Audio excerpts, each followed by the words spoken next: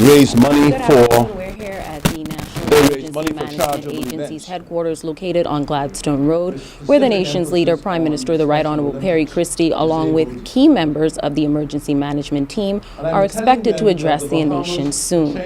And as a matter of fact, in a matter of minutes, we will have the latest press briefing as it relates to Hurricane Joaquin. Residents are already feeling the effects of Hurricane Joaquin on the southeastern and central parts of the Bahamas.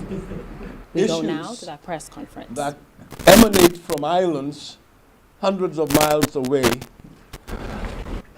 and people who live on those islands have a legitimate expectation that the government is fully aware of its responsibilities, and notwithstanding the fact that the government acts through people like yourselves, we have to carry the responsibility for whatever is done and whatever is not done.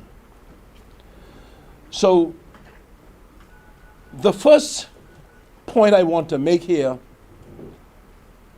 this afternoon is that a living experience of events to do with nature continues to be teachable moments in the life of a country.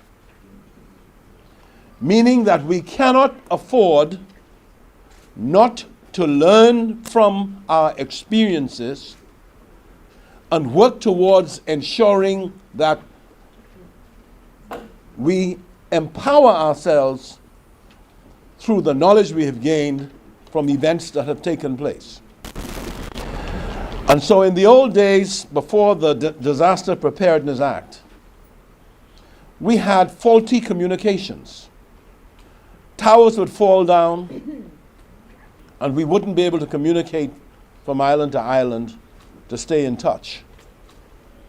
There is still the challenge of preparedness. And whether or not people are fair in their commentary or accurate, but you've heard talk coming from islands about not having been prepared, being caught by surprise. Because of the peculiarities of the Bahamas, that is an island nation, we have to anticipate the necessity of having in place an instant response, an instantaneous response. Those of us who are in the positions we're in, therefore, must know that as soon as there is an indication of an event in our country that poses a hazard to people, we ought to have institutionalized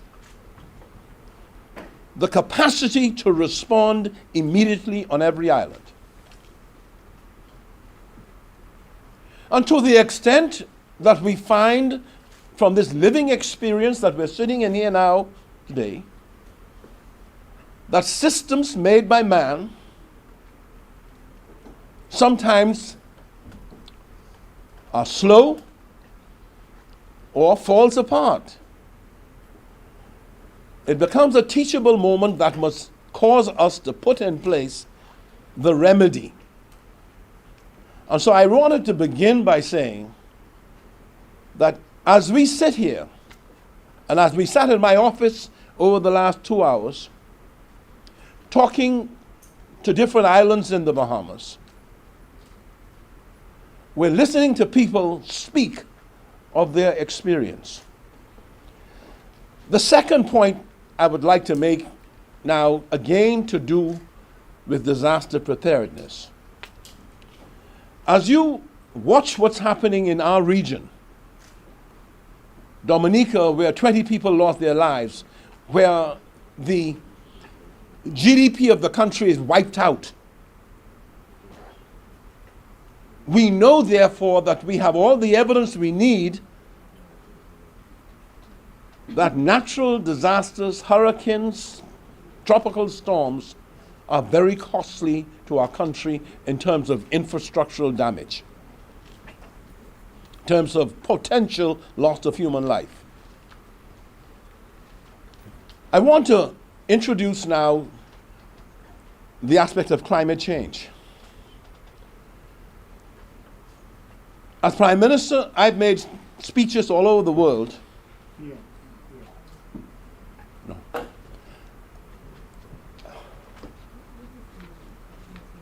It's the susceptibility of human error. So I shall speak without reference to that. I'm doing good. But I want to make this point to us because you are primarily the soldiers who must protect us here. And when we speak of climate change and you hear a prime minister say, if the sea level rises 5 meters, 80%, 5 feet, I beg your pardon, 5 feet, 80% of the country will be wiped out as we know it. That is an incredible proposition. Sea level rising 5 feet. And so the Bahamas has committed itself on the basis of climate change, where there's a major conference in December in Paris, to argue with small island development states that we are threatened and that 2 things must happen. We must not be judged as a developing country, as a developed country, and therefore not having access to concessional financing. A green fund of $100 billion is supposed to be in place to which countries will access funding.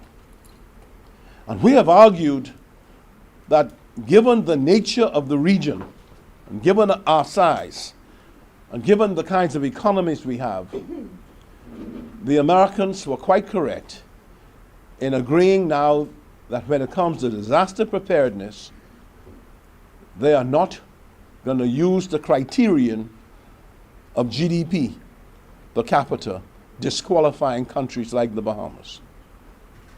It becomes very important for you to know that, because as we speak, the hurricane hovering over Acklands and Crooked Island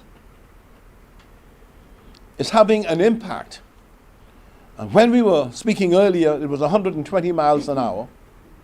And now I'm told it's gone up to around 135 miles an hour, a hurricane category 4. We were speaking to an Inspector Miller on Crooked Island who was driving around. He says visibility was down to 0. People were losing roofs, but there was no loss of life up to that point. And we spoke with Acklands, or people who spoke with Acklands, including Inspector Miller. We spoke with Exuma, we spoke with Long Island, we spoke with Inagua. And we did so, one, to get a view as to what was happening through the eyes of people on the ground, and 2, to empower ourselves as to the steps we ought to take, bearing in mind that Long Island, Cat Island, Rumkey, and San Salvador are in the path of this hurricane. We have an act that does not empower NEMA to order the evacuation, compulsory evacuation. I was the minister, I think, who presented that act to Parliament. And if I recall, it identified vulnerable areas in in our country.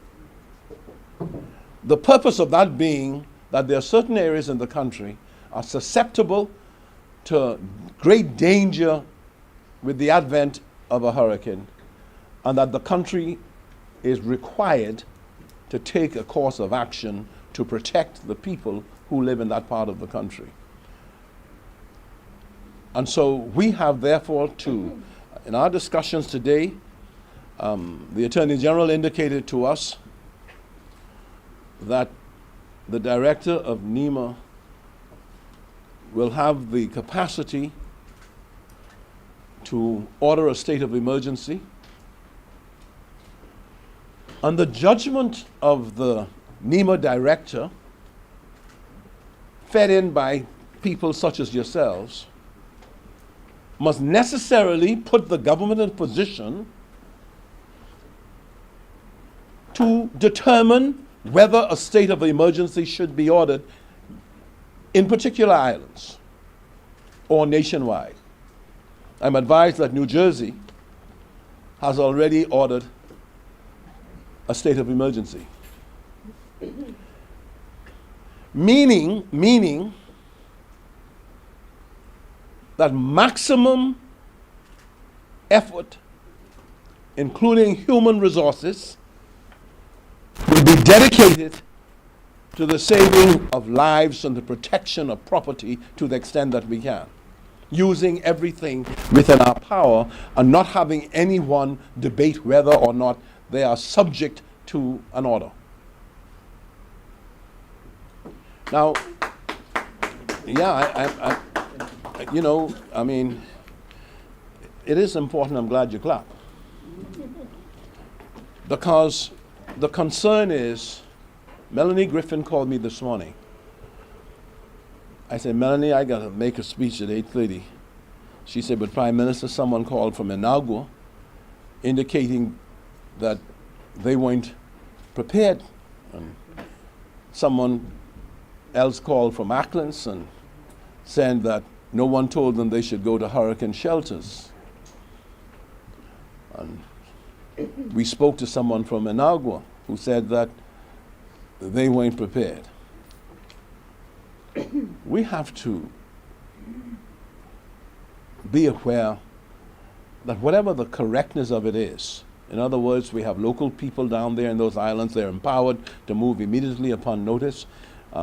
The Minister of Transport, Honorable Glenys Hannah Martin, called me yesterday from the House of Assembly after she gave a briefing to the House of Assembly, and she said, Prime Minister, I am to formally tell you that this matter appears to be a dangerous matter.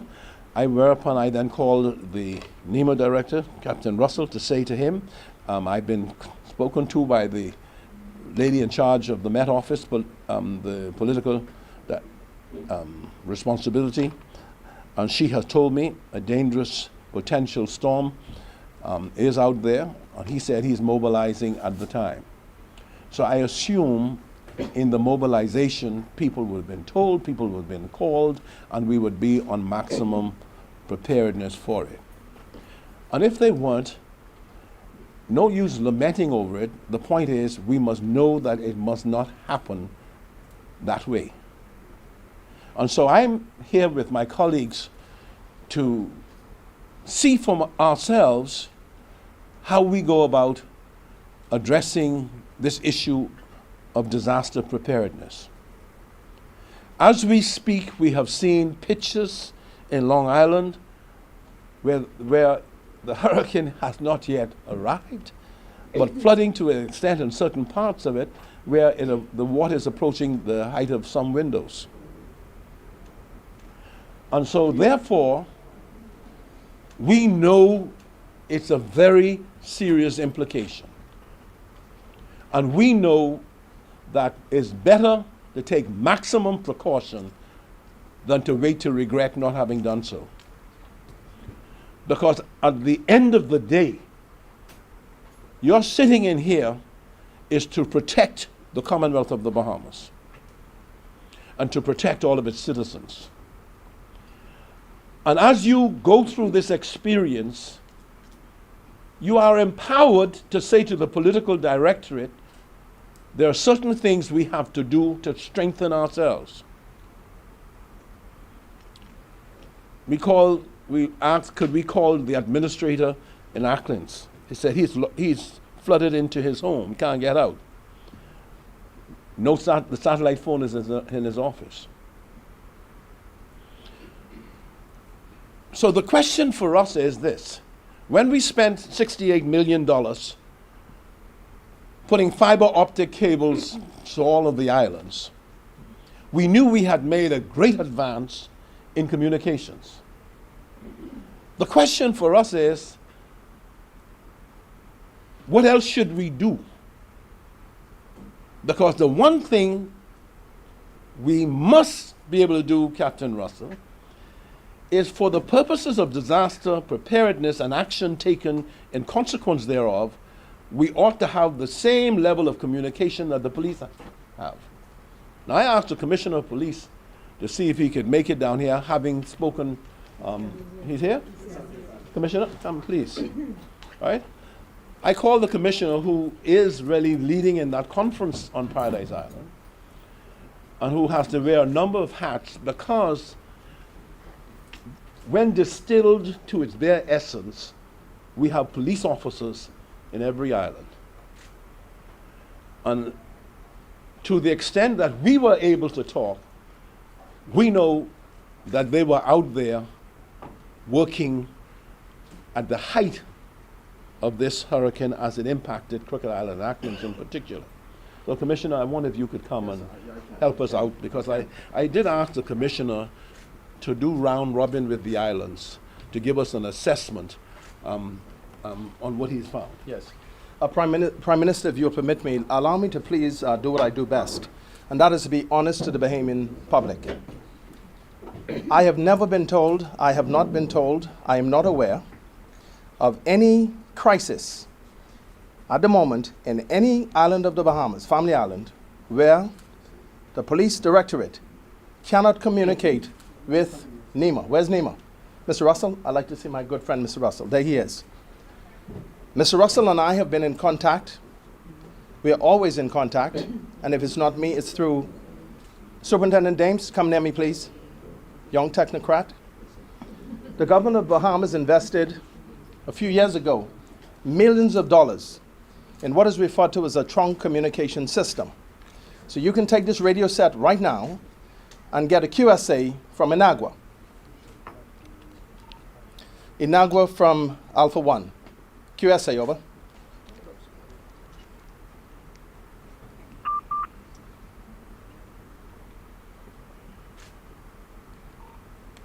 Inagua Police from Alpha 1. QSA, over. This is a handset.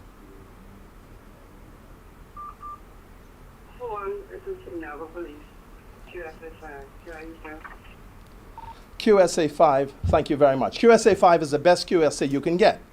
That's Deep South, is it? We have done a cross-check pursuant to what the Prime Minister has asked me to affirm for him for every island working right back up the chain. QSA 5. Stand by. Police Command Center Headquarters. Senior Assistant Commissioner Emmerich Seymour. QSA, over. This is why we spent our money. Command Center, ACP Seymour, message over. Thank you, Senior ACP Seymour. Seymour, I'm in the presence of the Right Honorable Prime Minister, members of the Cabinet, the Deputy Prime Minister, members of the Cabinet, and other distinguished executives in this country. Can you tell us if there are any issues in the family violence that we should be concerned with at this moment, other than rain and high winds and a hurricane? Over.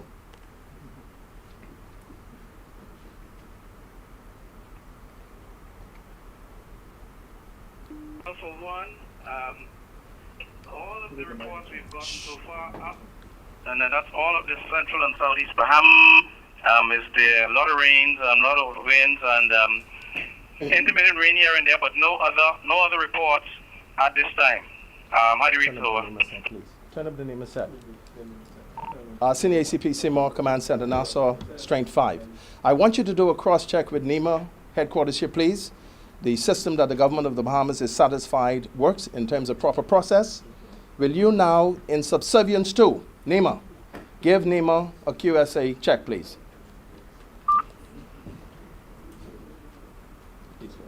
Wherever that radio set is, he needs to turn. Is it in here? He needs to turn it up. NEMA base, Command Center, QSA, over. Command Center, NEMA base, and reading you at Strength 5. Strength 5, over. Thank you very much. Roger out.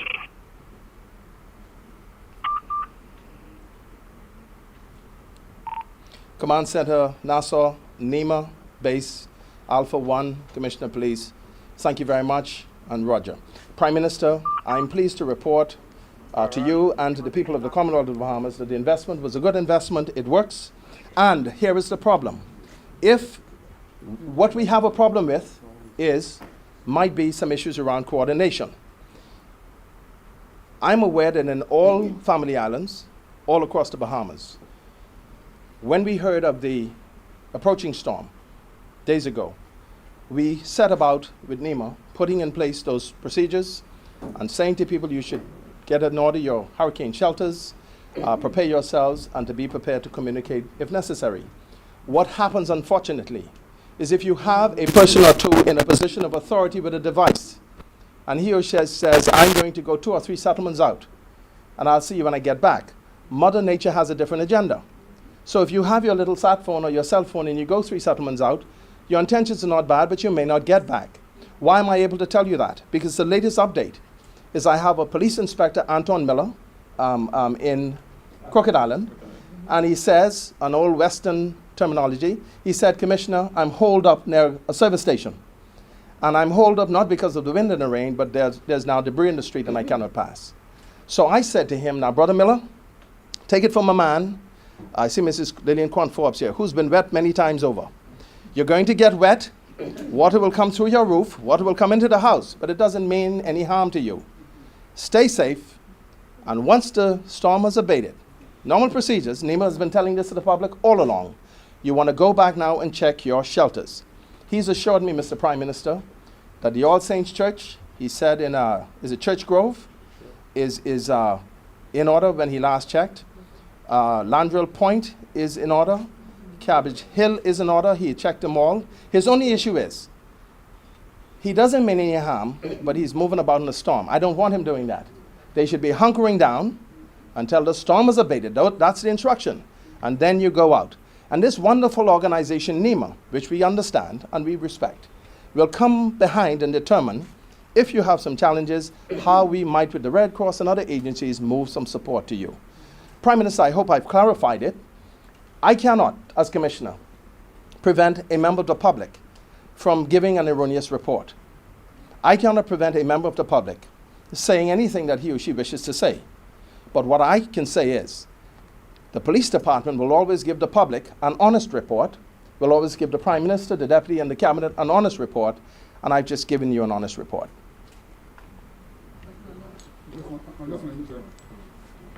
Ladies and gentlemen, I just want to interject one thing here in reference to the support of the Commission and our collaboration.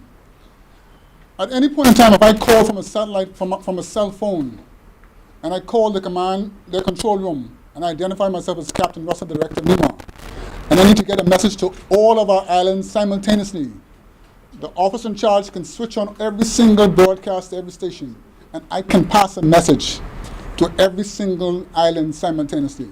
That's what we have developed through Dame say his liaison officer to NEMA, to ensure that we are getting communication out. Now, in terms of the communication process, there might be some challenges in getting your information out, because the users of the instrument are not in place or they're not operating as they should, and that's where the challenges comes in. In terms of the infrastructure for communication, it is there. Between the police force, the telco, the defense force, they form our communication subcommittee. So information can get out. Mr. Brian Jacks from BTC, he's here as well. Likewise, through the NOC system, we can get information out to all of their managers in the islands, so they're part of that communication hub to support the administrator. And likewise, the administrator, most of them have a satellite phone from NEMA. Again, the operator of the satellite phone may not be in position, or it may be charged up. These are things, man-made errors in the communication process. But we have a sound system that works very well, and it's been proven over time. Thank you very much.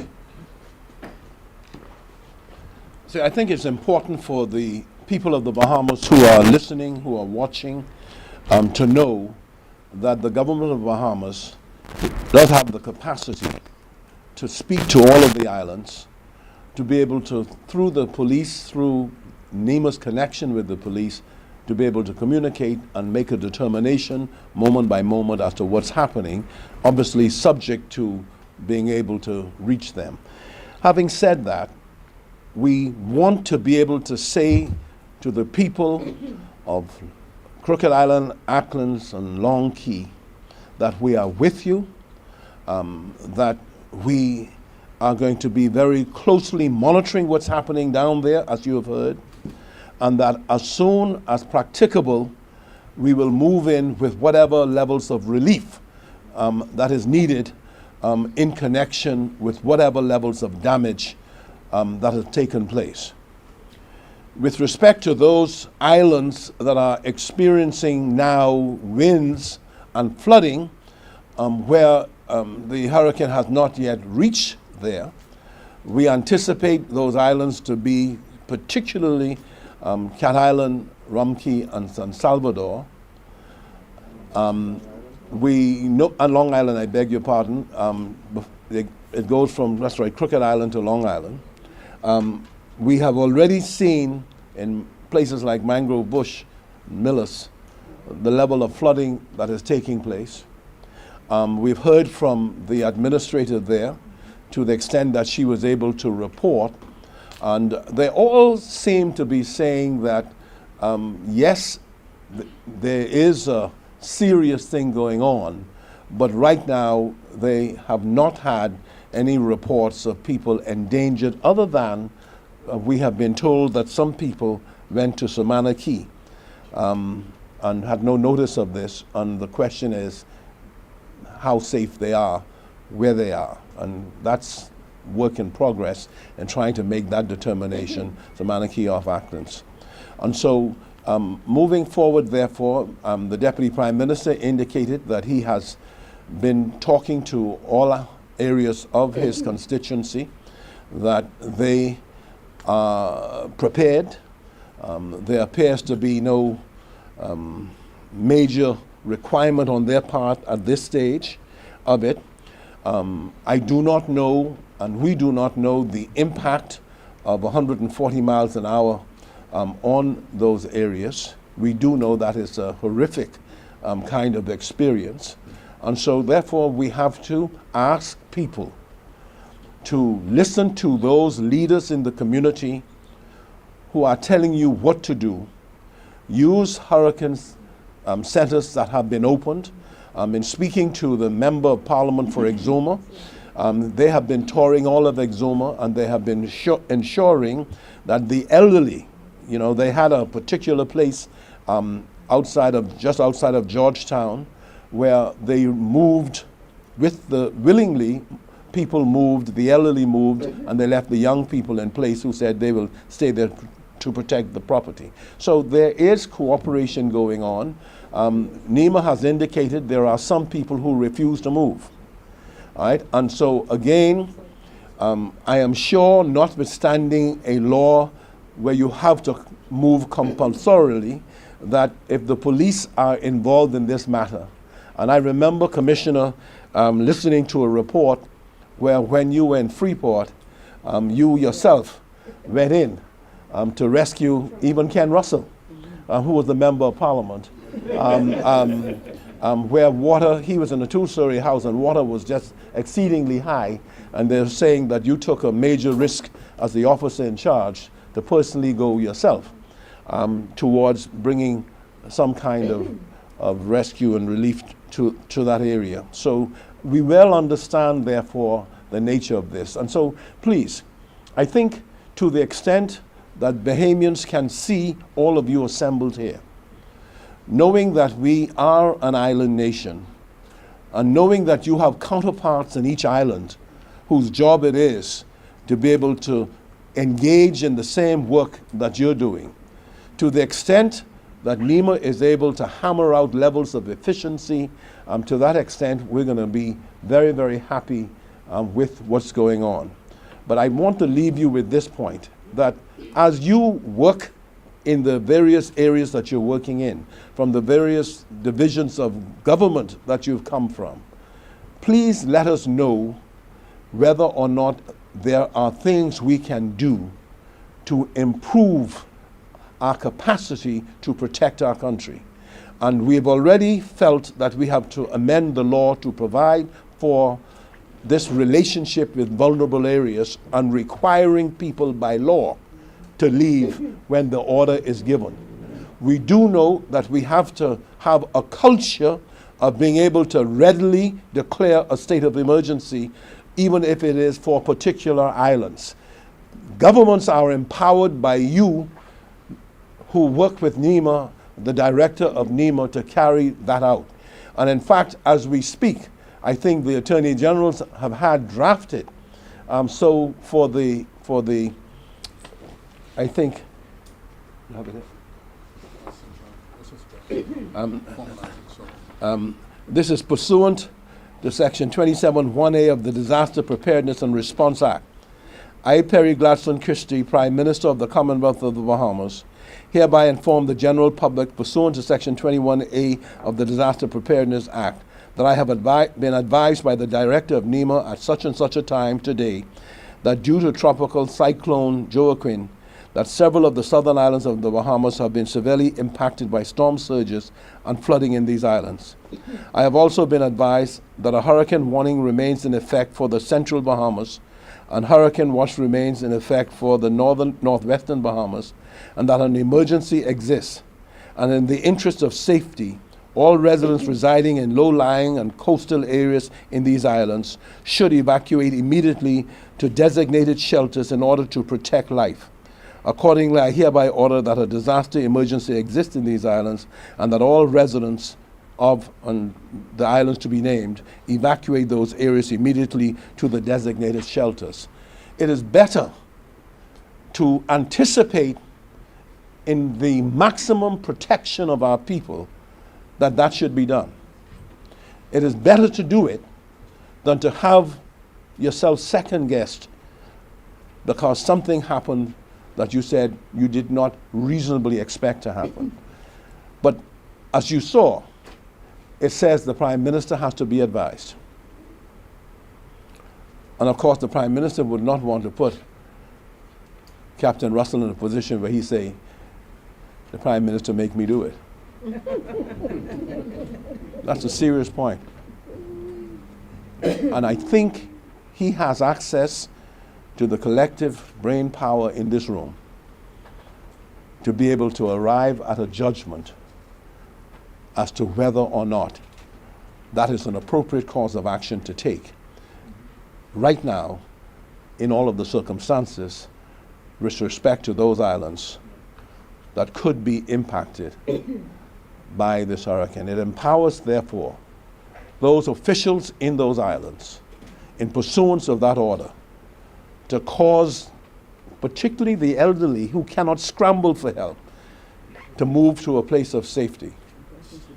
And so we have here the Minister responsible for Social Services, the Minister of Education, the Minister of Transport and Aviation, the Minister of the Environment, the Minister of Investment, the Deputy Prime Minister, and his Minister of Works. And so clearly you have a representative section. We even have His Excellency, the High Commissioner for the Caribbean. And that is not an unimportant act because CARICOM is now calling in, asking, because they know that in the event of some major happening, they have to cause member states to be aware of the fact that the Bahamas needs help. And so, as it happened in Dominica, and as happened here before, where electrical workers were brought in to help us. And so, please, I'm here on behalf of my colleagues to thank you, to encourage you, and to say that the government is prepared to give you the support that you deem necessary in all of the circumstances, and to move in immediately with the resources of the state to be able to remediate as best we can those areas that have been negatively impacted by the hurricane. Thank you very much. Thank you, Prime Minister.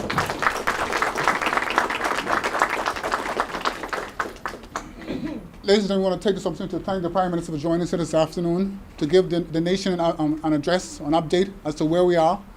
But I want to turn to the monitor here. We know where the storm is. We just want to give a brief projection as to where it may be going during the course of the next 24 to 40 hours. Then we're going to switch to in a minute. Lights, please. Mr. King, you have it? Basin, please.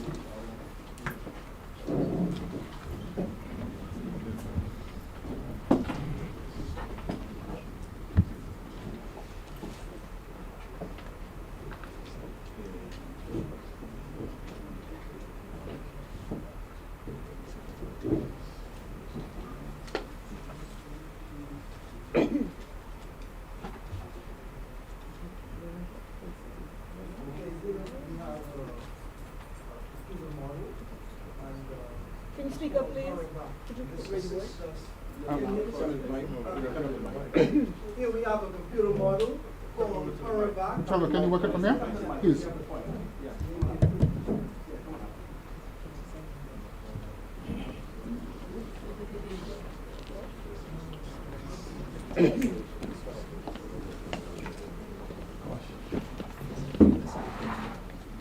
Yes, so good afternoon all. Here we have a computer model. Now the pointer doesn't reach there. It's there? Yeah, I can't see it. Can you see it?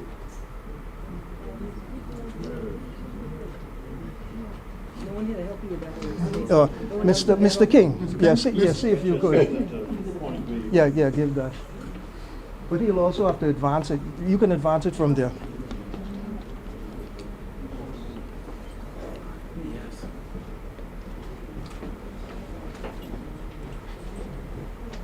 Okay, hold on, don't move it yet. The blue outline indicates where tropical storm force winds might be. And then the red is where the hurricane force winds are. Now just below there, just go to Auckland's and Crooked Island, Mr. King, and you can see at the 2 p.m. Advisory, number 15A. Now all of the intermediate advisories will have an A next to them. Sorry. ZNS, please. Can you just come to the side, please? Oh. Gentleman behind, please. Sir? Thank you. Okay, thank you. My apologies. And as you can see from the red line, that the whole entire red circle indicates hurricane force winds. The outer red band is 74 miles per hour, and the innermost where the eye is now 130 miles per hour, making Joaquin a Category 4, a dangerous Category 4 on the Saffir-Simpson scale. Now, it is expected to continue to strengthen as it passes through the Bahamas tonight, well, the central Bahamas tonight and tomorrow. So advance the storm one, Mr. King. Okay, again, you can see, keep on clicking advance.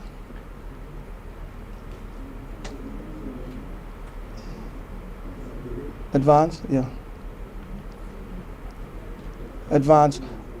But just show the track here there and the dotted line. Now that is the anticipated or projected track of Joaquin.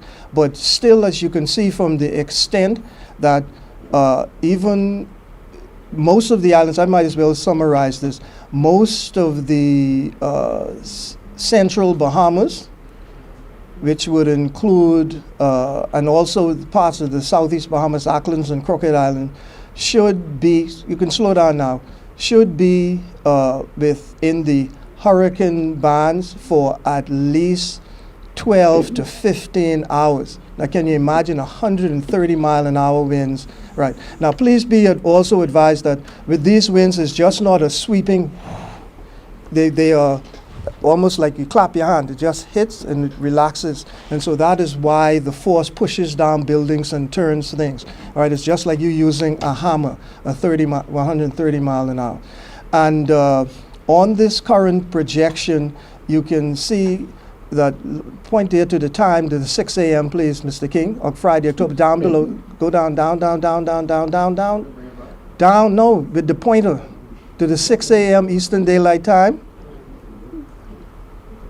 So you say Hurricane Joaquin, Friday, October the 2nd, 2015, 6 a.m., right there, yes. Okay? Now, can you just keep your eyes focused right there? Now, click on advance it, please. Advance again. Right, now stop there. Now you could see that the tropical storm force winds, which are blue, right, graphically implied here through the dynamics of the computer models. We're saying that at 8 a.m. Eastern Daylight Time, Friday the 2nd, tropical storms force winds should be impacting the southern tip of Eleuthera. So this is how we would advise. We would bring the storm, move it forward with the graphic, and we get the timelines for NEMA. Okay, continue to advance, please. And as you can see, continue to advance. Continue to advance. So from that 7 a.m., continue. Just to give you an idea. Now see the southern tip of Luther till 3 p.m. Right, stop there. Or 4 p.m. Right, stop, you can stop. 4 p.m. Friday, the 2nd October, they will still be under, for example, tropical storm force winds. So what the general synopsis is this.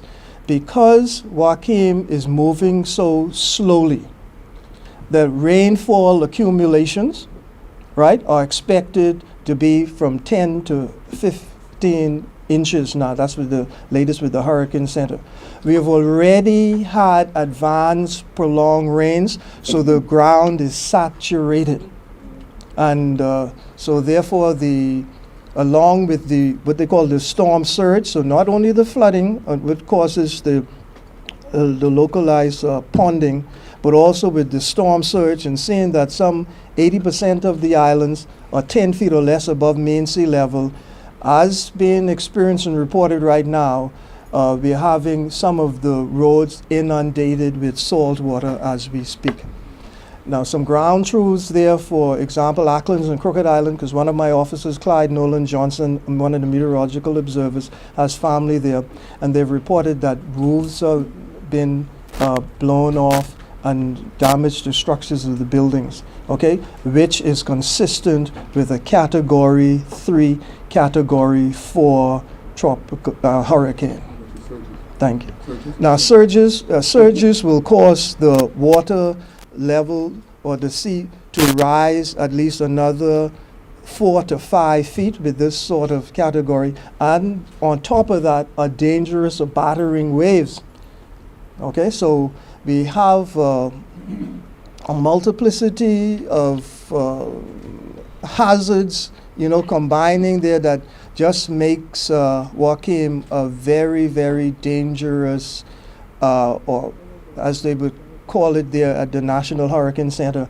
Anytime there's a Category 4 or 5 hurricane, the damage associated with it is described as catastrophic. Thank you. Thank you, Mr. Basin. Thank you. Give us some lights, please. Ladies and gentlemen, we've given you an overview of where we are at this point in time from the graphics. Our task here with the agency, the staff that are here, the core staff from the Defense Force, NEMA staff, and the members from the support function, our task now is to continue assessments of how persons are being impacted now in their locations, getting the information, assessment reports, and eventually start to further advise all those persons in the projected part as depicted there in the diagram as to what they might be experiencing and when they would experience certain conditions. That's what we aim to do during the course of the next 2-3 days until the system clears the entire Bahamas.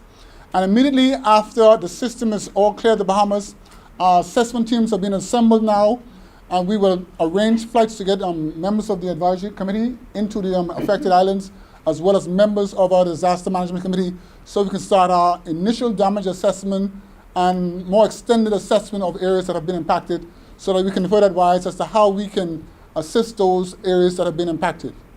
Again, thank you so much for joining us. Any queries or questions at all at this time from any sector? The Prime Minister or members of the team can, or members of NEMA staff or the Disaster Management Committee can share with you or answer for you this time. Can the Prime Minister just elaborate on the draft order that was drafted by the Attorney General of which islands that It's just a draft at this time. Once you would further examine where we are, we're going to slot in some islands as necessary and make this official as necessary. Once we would have conducted assessments and hear more from our islands. If not today, definitely first thing in the morning, we can have it all squared off. those islands that complained of shelters not being open by Athens, are they now open? We sent a notice out as of 6 p.m. yesterday. All of the islands and the shelters should have been open. As to why shelters not open, we now have to examine why. Do you think officials on certain islands dropped the ball? We have to hear from those islands and find out why. I need to interject, and I'm very sorry. I don't want to be rude, but I spoke, members of the press, about 5 minutes before I arrived here to Inspector Anton Miller, who's in charge of of Acklands and Crooked Island.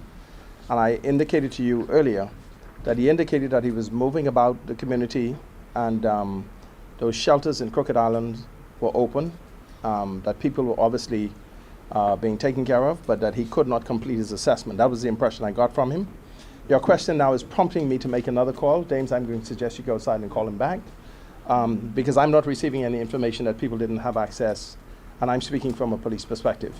I also had him, while I was speaking to him, cross-check with the officer in charge at Acklands, who likewise was indicating that they were doing assessments, and yes, they were having high winds and rain, but not suggesting to me, Commissioner, I need help. Something is wrong that we need to fix. And I want to just make that clear. I like to say to people in circumstances like this that you should be very clear with your sources. Because this Facebook thing, this social media, WhatsApp, and all this other stuff, and all of the unofficial people will give you stories that could be very misleading. You should refer to NEMA in the first instance, the Royal Bahamas Police Force, ZNS Bahamas, and the other legitimate news media in the country. Do not rely on Facebook and social media. Things can be photoshopped, and you could have issues that you report that could be to the detriment of communities and certainly to the country. Thank you, Commissioner.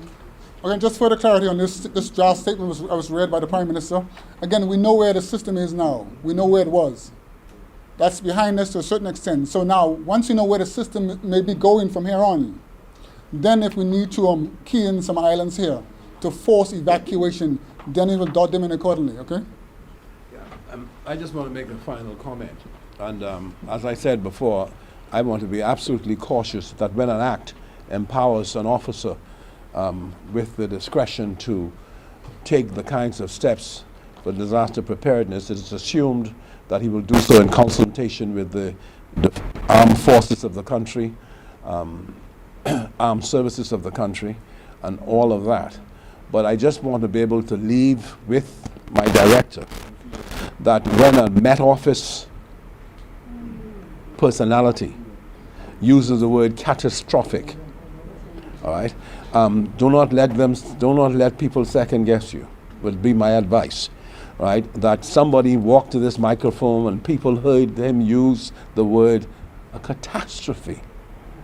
A catastrophe has a certain meaning, and there is no way of going back on it. So I'm leaving you here with that echoing in my sense of the proportion that I should see this disaster. That the law, disaster preparedness, empowers us to do just that. To take all of the steps that are necessary, knowing that our officers in the field will use their discretion on how it's executed. But I leave here knowing that it is within the power of the officers here to cause the Prime Minister of the Bahamas to be able to say to people, as I'm saying now, assume the greatest danger is facing you. Take all of the steps that are necessary to protect yourself and to a lesser extent to protect your property. You can always come back to the property, but the most important thing for us is to be able to come out of this exercise, as is always our intention, with no loss of life. That is our intention here, is that we know that, you know, the impacts on GDP and the economy we can deal with ultimately. But it is never good enough for us to risk not taking the steps to protect our citizens who are looking to us for that protection. And so I want to leave you with that, and I wish you well. Colleagues? So, thank you very much.